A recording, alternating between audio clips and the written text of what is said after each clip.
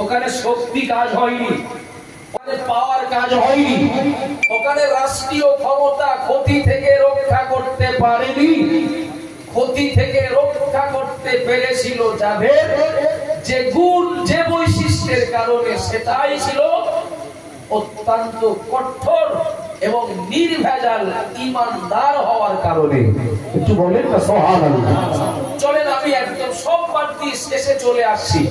প্রিয় নবী মুহাম্মদ রাসূলুল্লাহ সাল্লাল্লাহু আলাইহি ওয়াসাল্লাম নবী সরাসরি নিজের পক্ষ থেকে কারোর উপরে যুদ্ধ চাপিয়ে দেননি, কারোর উপরে যুদ্ধ চাপিয়ে দেননি। প্রত্যেকটি ক্ষেত্রে নবীর উপরে, ইসলামের উপরে, ঈমানদারদের উপরে যুদ্ধ চাপিয়ে দিয়েছিল তো কাফেররা। কথা বলেন ঠিক না ভুল? কাফেররাই তো ঈমানদারদের উপরে যুদ্ধ চাপিয়ে দিয়েছিল। কেননা প্রত্যেকটি যুগে ওরাই তো সংখ্যাগরিষ্ঠ, তাদেরই হাতে বেশিরভাগ ক্ষেত্রে ছিল তো রাষ্ট্রীয় পাওয়ার। নবীর উপরে যুদ্ধ চাপালো যারা, প্রত্যেকটা ক্ষেত্রে তাদেরকেই তো হারতে হলো। আপনাদের অসুবিধা হচ্ছে নাকি? প্রত্যেকটা ক্ষেত্রে তাদেরকেই তো হারতে হলো। বিশ্বাস করুন, নবীর উপরে 313 যুদ্ধ চাপানো হলো। প্রথম দিকের সব থেকে বড় যুদ্ধ যেটা বদরের যুদ্ধ, 313 জন ইসলামের পক্ষে সৈন্য, বিপক্ষে 1000। একথা আপনারা আজকে প্রথম শুনছেন না।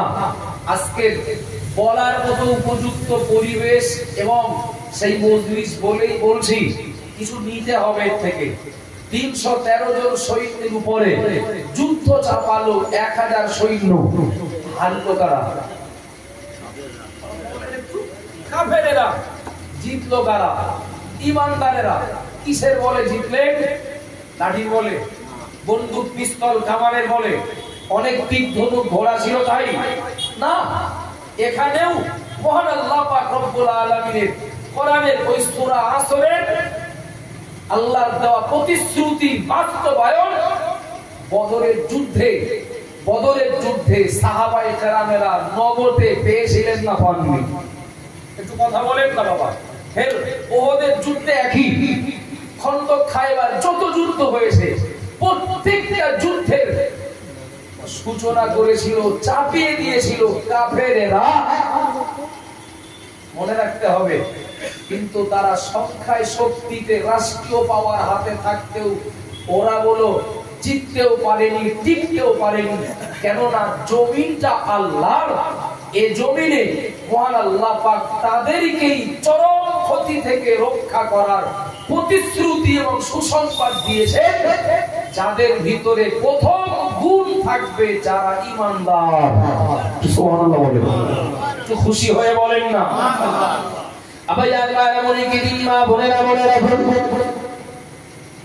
কিছুদিন ধরে বিরাট রমরমা ভাবে চলল।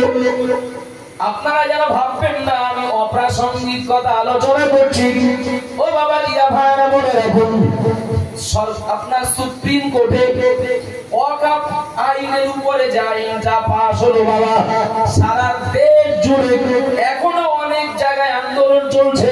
পশ্চিমবঙ্গে একটু থমথমা খেয়েছে।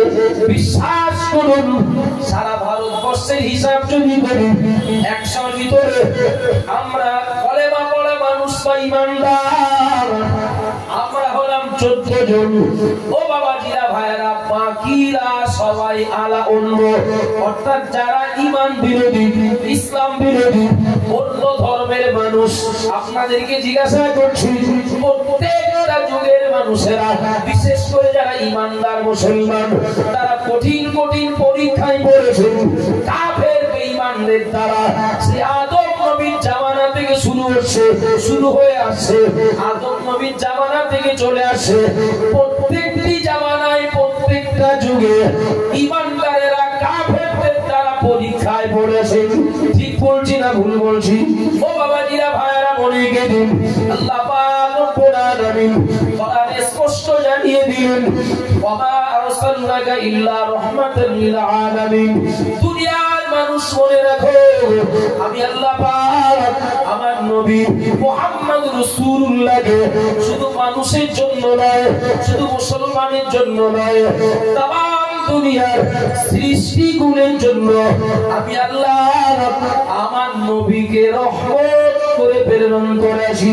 ও বাবাজিরা, ভাইরা, মনে রাখুন, অন্যান্য নবী রাসূলদের দূরের কথা, অন্যান্য নবী রাসূলদের সঙ্গী সাথী এত দূরের কথা, আমি তো দূরের কথা, আল্লাহ পাক যাকে রাহমাতুল লিল আলামিন করে পাঠালেন, দুঃখজনক বিষয় হলো তিনিও সারা জীবন জুলুমের শিকার। কথা বলেন ঠিক না? যে নবীর দ্বারা কোন মানুষ অত্যাচারী